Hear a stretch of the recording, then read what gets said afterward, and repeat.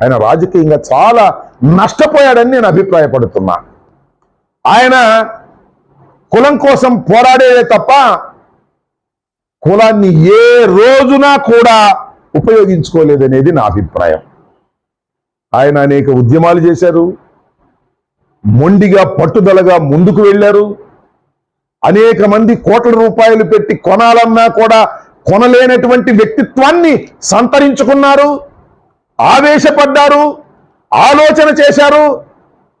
కానీ ఆవగింతంత అవినీతి కూడా నేను ఇప్పుడు చూడలేదని మనవి చేస్తున్నా. అలాంటి వ్యక్తి ఇవాళ తన పేరు మార్చుకున్నారు. ఆయన ముద్రగడ పద్మనాభం గారు. ఆయన మార్చుకున్న దగ్గర నుంచి ముద్రగడ పద్మనాభ రెడ్డి గారు ఎందుకు మార్చుకున్నారు? ఒక సవాలును స్వీకరించి తాను పేరు